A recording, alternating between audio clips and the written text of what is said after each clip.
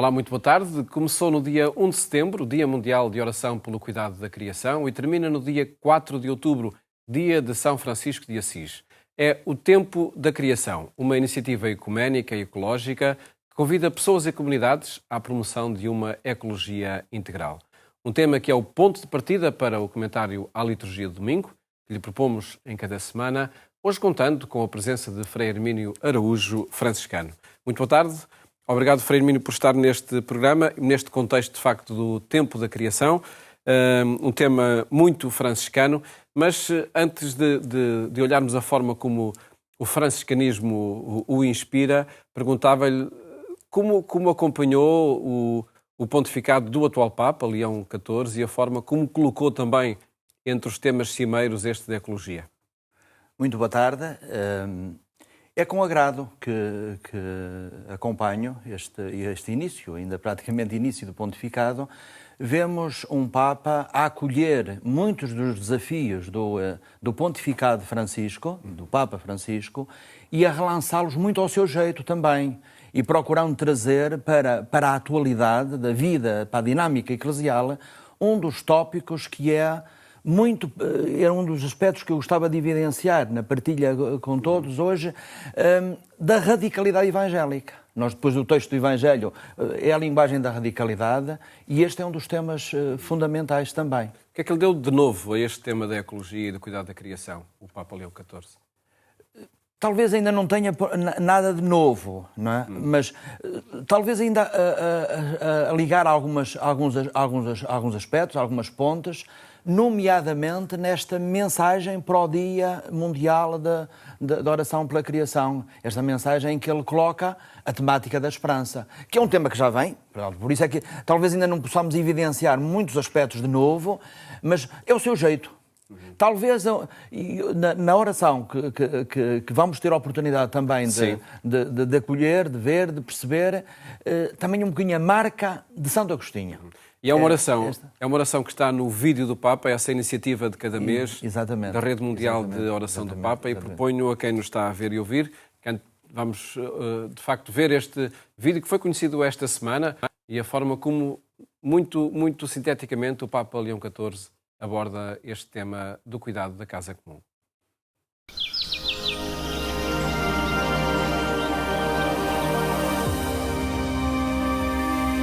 Let us pray that, inspired by St. Francis, we might experience our interdependence with all creatures who are loved by God and worthy of love and respect.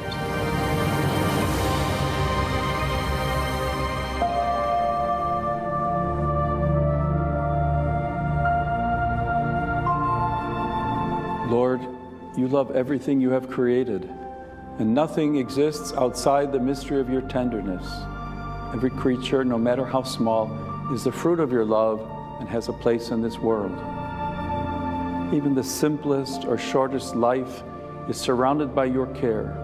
Like St. Francis of Assisi, today we too want to say, "Praised be you, my Lord."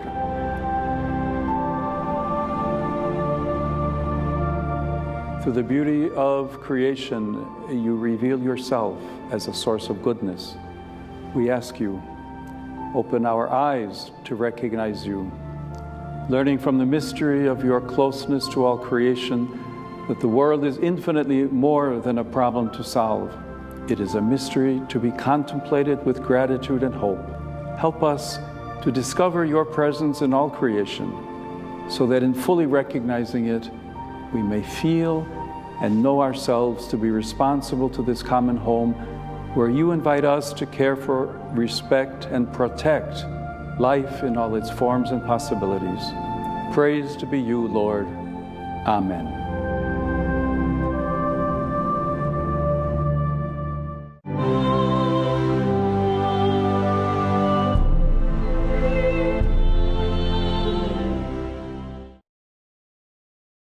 Pela nossa relação com toda a criação, é assim formulado o tema para deste vídeo e desta intenção do Papa para a oração neste mês de setembro, de facto em sintonia com o tempo da criação. E o problema está aqui, Frei Hermínio, está na forma como entendemos esta relação com a criação. O que é que está de errado?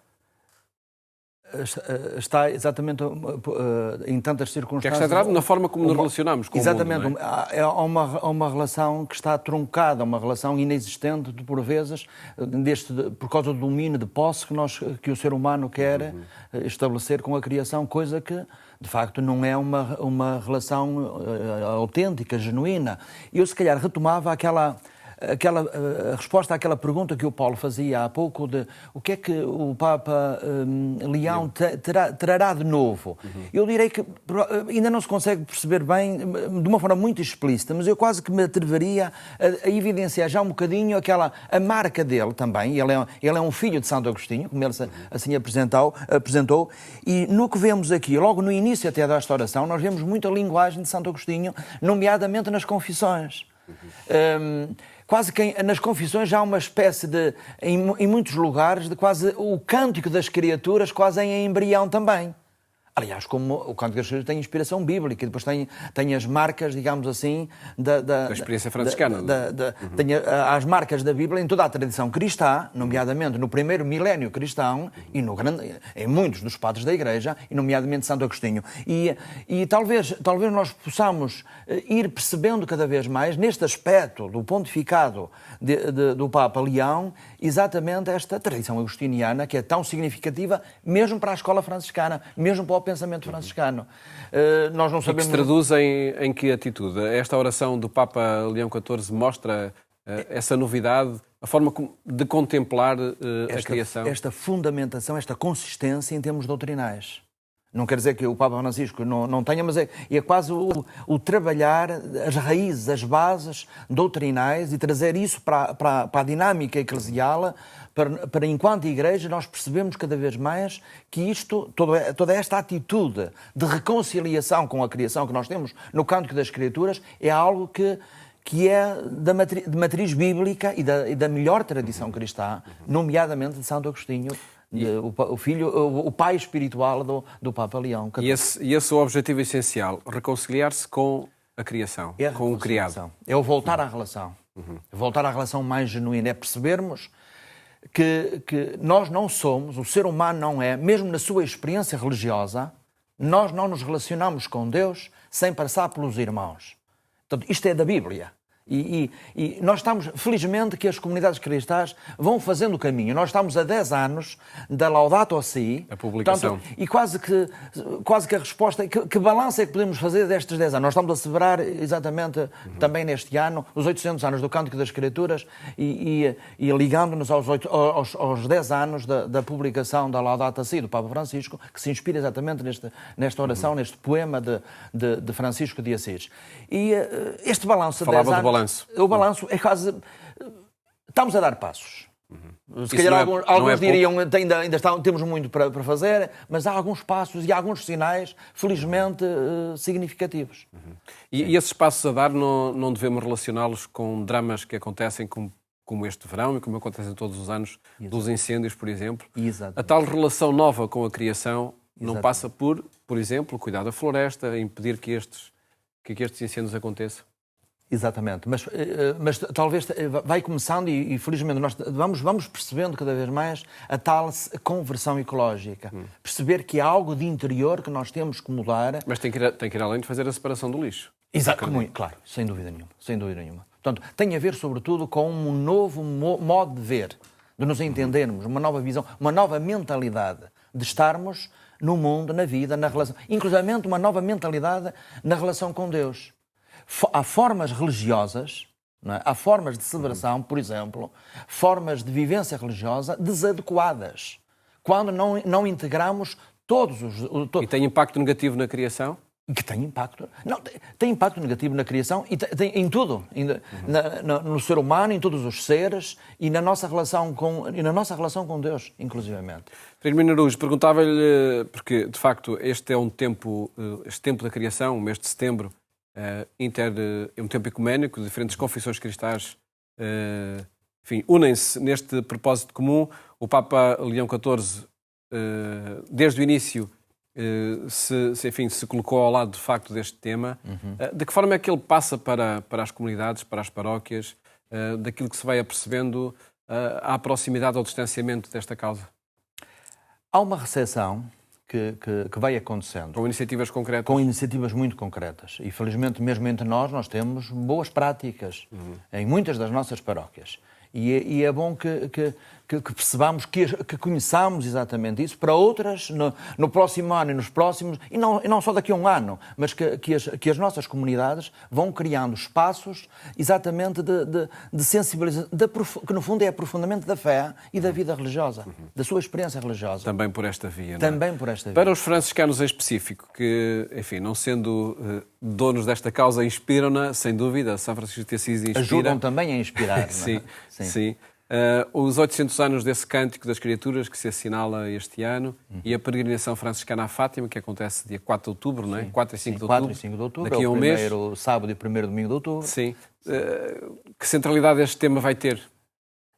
O tema está ligado exatamente a isto, a toda esta realidade de colocar esta experiência de Francisco de Assis, que é uma experiência já da fase amadurecida, mesmo tem subjacente uma visão de Francisco, da sua forma de estar no mundo, de estar com Deus, de estar com todos os irmãos, e é isso que nós queremos assinalar. O Canto das Escrituras é uma síntese do pensamento franciscano? É uma síntese do pensamento da experiência espiritual de Francisco, sim.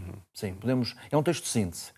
É um texto que, se as pessoas não tenham acesso a outros escritos de Francisco, começar pelo Canto das Escrituras, assimilar o Canto, perceber o que é que está ali por trás, é uma porta excelente de entrada neste legado espiritual de Francisco de Assis. Cujo centro é, de facto, a relação com todas as criaturas. Há uma expressão, logo nos primeiros versos, louvado seja o Senhor com todas as tuas criaturas. Com todas as tuas criaturas. Isto marca uma ruptura na época. Estamos em pleno século XIII, em tempo de heresias, dos cátaros, que achavam que a relação com Deus era contra ou à margem das criaturas. Aqueles que entendiam que para se aproximar de Deus tinham que se afastar da matéria, das coisas materiais, a fugir ao mundo. Ora, Francisco contraria esta tendência, esta visão deturpada da realidade da experiência religiosa. Portanto, não é possível ser-se cristão contra as criaturas. Na visão de Francisco isso é muito claro.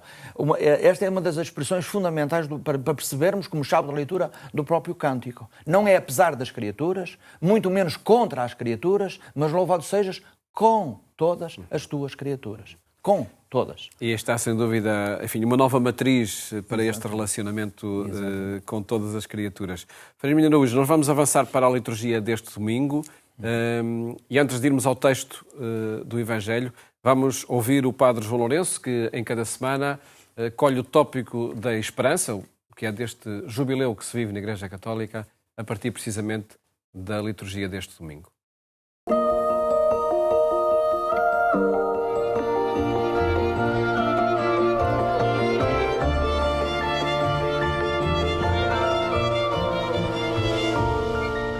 A palavra de Deus que nos é proposta neste domingo está muito centrada num tema que às vezes torna difícil apreender qual é o seu sentido. É o tema da sabedoria bíblica e principalmente da sabedoria cristã. Nós temos numa cultura marcada profundamente pelo tema da sabedoria grega e às vezes é-nos difícil fazer esta transferência, ou se quisermos, fazer esta passagem de uma sabedoria muito de caráter racional para uma sabedoria vivencial do coração. Ora, esta sabedoria é uma forma, ou pelo menos tem como objetivo propor-nos uma dinâmica nova, uma perspectiva nova no apreço, na apreciação e na valorização das coisas, tanto das temporais como das espirituais, e até porventura mais destas do que daquelas, mas uma sabedoria cristã, uma sabedoria bíblica, ajuda a valorizar, não tanto a partir do valor quantitativo, mas do sentido de comunhão e de partilha que fazemos com os demais. Ora, é muito neste sentido que a liturgia de hoje nos vem interpelar e que eu quero valorizar como uma dinâmica em ordem à construção de um clima, de um mundo, como já disse noutros momentos em reflexões anteriores, na construção de um mundo marcado por uma dinâmica de esperança. Precisamos de aprender a saborear as coisas, a valorizá-las e a dar-lhes um sentido que tenha esta dinâmica de comunhão aberta ao futuro, criando horizontes novos que animem a caminhada de cada um e de todos nós.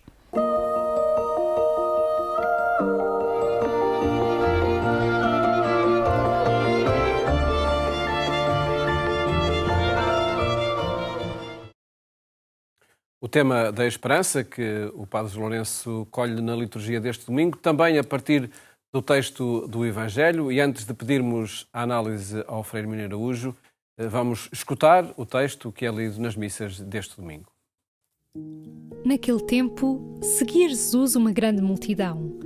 Jesus voltou-se e disse-lhes: Se alguém vem ter comigo e não me preferir ao pai, à mãe, à esposa, aos filhos, aos irmãos, às irmãs e até à própria vida, não pode ser meu discípulo. Quem não toma a sua cruz para me seguir, não pode ser meu discípulo. Quem de vós, desejando construir uma torre, não se senta primeiro a calcular a despesa para ver se tem com que terminá-la? Não suceda que, depois de assentar os alicerces, se mostre incapaz de a concluir e todos os que olharem comecem a fazer troça, dizendo: Esse homem começou a edificar, mas não foi capaz de concluir.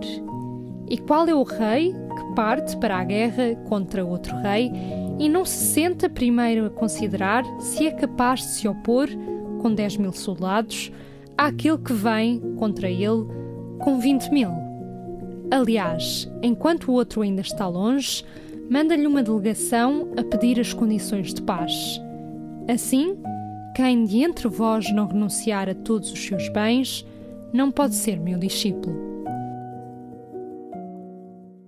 Frei Hermínio Araújo, ouvimos aqui no texto do Evangelho uma proposta de renúncia. Parece que está a contradizer aquilo que falava há pouco do Cântico das Criaturas, de louvar a Deus com todas as criaturas.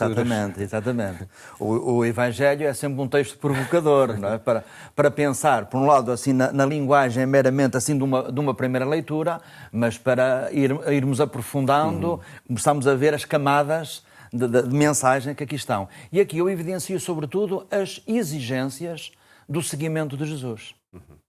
A tal radicalidade que Francisco de Assis entendia muito bem. Não é radicalismo. Francisco de Assis, aliás... Não é desprezo pelo pai, pela mãe. Não é desprezo.